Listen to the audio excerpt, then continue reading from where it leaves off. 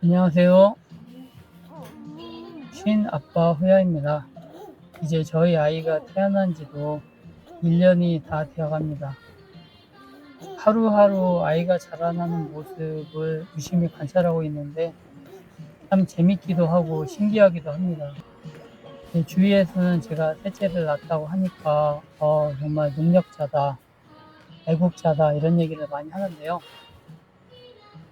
저희 가족은 거의 상반된 시각으로 지금 이 상황을 지켜보고 있거든요.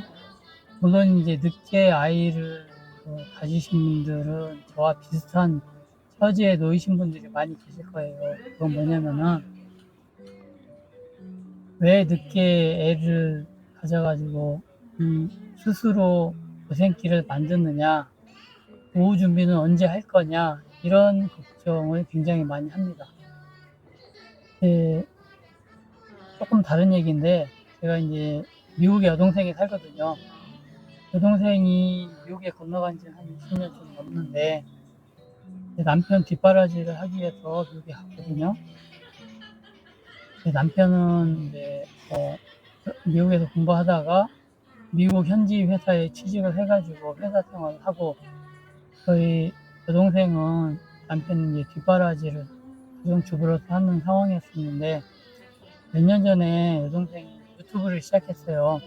원래 이 친구가 요리를 굉장히 잘했는데 요리 유튜브를 시작하면서 의외로 이제 반응이 좋아가지고 지금은 유튜브를 통해서 이제 수익이 조금 쏠쏠치 않게 이렇게 발생하는 것 같더라고요. 그래서 이제 가정 생활에도 조금 약간 여유가 생겼어요. 여유가 생겨서 이제 딸들은 자기 엄마를 많이 챙기잖아요. 그래서 저희 어머니가 난데없는 수혜를 입어가지고 무슨 뭐 용돈도 많이 드리고 있고, 그리고 이제 옷이라든가 뭐 신발이라든가 주방에 뭐 냄비라든가 또 뭐 다른 거 생활용품 이런 거를 진짜 넘치도록 저희 여동생이 보내주고 있거든요.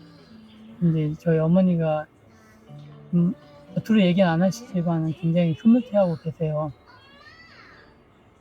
그러다가 이제 한 2년 전인가 제 여동생이 아주 오래간만에 한국에 왔었는데, 제가 사실은 2년 전에 좀 제 여동생을 봤어야 됐는데 보지 못했어요. 그거는 뭐 제 영상을 꾸준히 시청하신 분들은 아시겠지만 제가 저희 애를 잃다 보니까 그 충격이 너무 커가지고, 저희 여동생이 미국에서 오래간만에 왔음에도 불구하고 여동생을 만날 수 있는 그런 상태가 아니었거든요. 그래서 만나지 못했는데 사실 저희 여동생은 지금 상황을 잘 몰라요.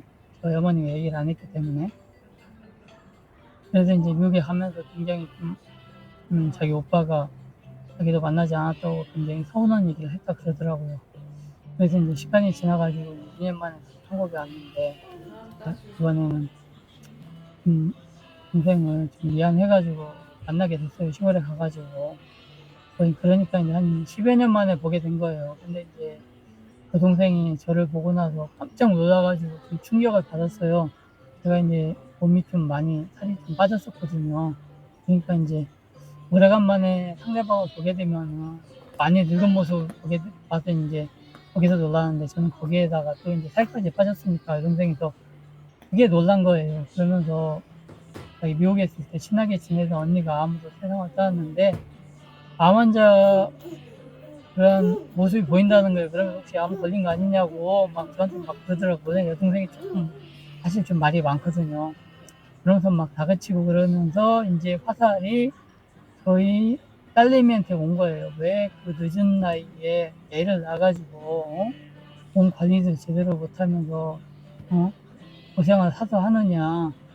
자기들은 지금 노후 준비 착착 거의 다 끝났는데 오빠는 노후 준비는커녕 늙어 죽을 때까지 애나 키우게 생겼으니 아이고 왜 그런 선택을 했냐 그러면서 막 얘기를 하는데, 제가 이제 듣기가 좀 물론 그게 뭐 현실적으로 뭐 틀린 얘기는 아니지만 듣기가 좀 많이 거북하더라고요. 제 여동생이 좀 솔직히 좀 직설적으로 얘기하는 성격이다 보니까 듣는 입장에서는 좀 기분이 좀 그래요.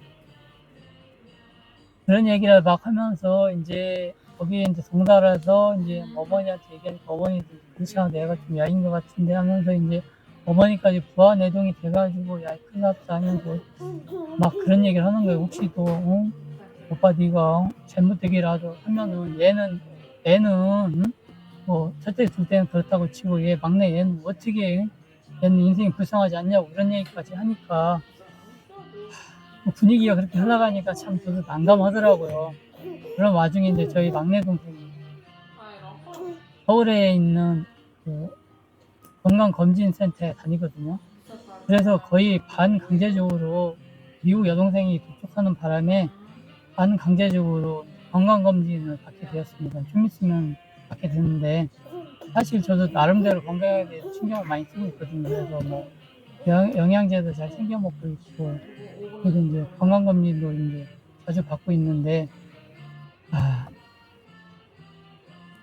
난리 치니까 또 안 받을 수도 없고 좀 모양새는 좀 내줘야 그리고 이제 걔네들이 분위기 맞춰줘야 좀 넘어가 같은 그런 생각이 들어가지고 이제 다시 또 건강검진을 받게 됐는데요. 늦은막한 나이에 셋째를 낳는다는 거, 아이를 낳는다는 게 참 쉽지 않은 것 같습니다. 저는 자신 있게 키울 수 있을 것 같은데 제 가까운 친척들, 제 형제 자매들이 보는 입장은 완전히 달라요. 그래서 만날 때마다 굉장히 괴롭거든요. 그래서 제가 전화도 해서 요즘 어떻게 지내냐고 물어보고 싶은데 그리고 저희 아이에게 크는 모습도 영상으로 보여주고 싶은데 그거를 보여주면은 또 전화 와가지고 또 난리를 치거든요. 또 결국에 내용은 어떻게 키울 거냐, 오빠가 건강해야 애를 잘 키울 거 아니냐, 우리 아들이 건강해야 우리 손녀가 잘 클 거 아니냐, 우리 어머니 그런 말씀하시고 그래서 걱정스러운 얘기만 하다 보니까 제가 지금 전화하는 것도 좀 쉽지가 않고 막 망설여지거든요.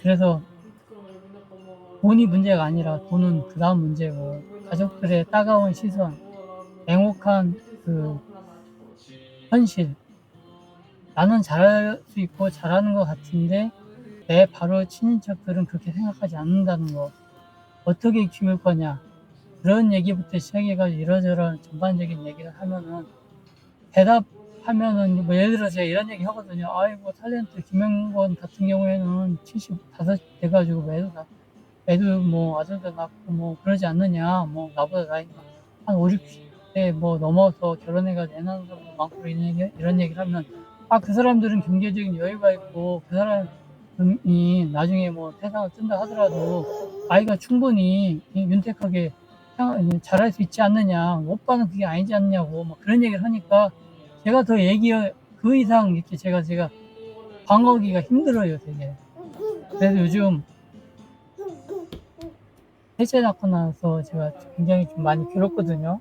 저는 저희 아내나 저희 아이들이나 이제 저희 가정 내에서는 좀 굉장히 즐겁고 그런데 여기 이제 바로 벗어나가지고 제 형제 자매들이나 저희 어머니 입장에서 보면은 항상 처음부터 끝까지 걱정스러운 얘기만 한다는 거.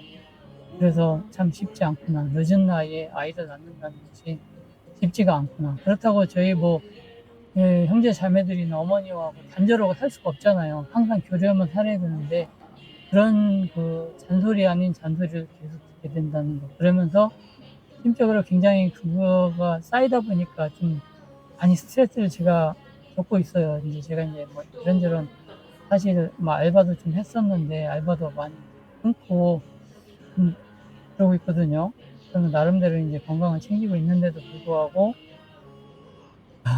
이 걱정이 언제까지 갈지는 잘 모르겠지만 이제 제가 사실 1차적으로는 제가 건강해야 되고 저희 아이를 키울 수 있는 그런 몸이 돼야만 가능할 것 같더라고요. 그래서 이제 요즘은 이제 더 건강 관리에 신경을 많이 쓰고 있거든요. 그래서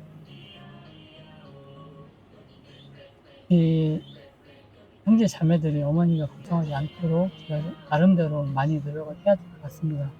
오늘은 제가 셋째 낳고 나서 생각지도 않았던 그러한 문제에 부딪혀가지고 고생을 많이 하고 있는데 그 문제에 대해서 제가 있는 그대로 제가 설명해 드렸고요. 그러면 다음 시간에 또 찾아뵙겠습니다. 안녕히 계세요.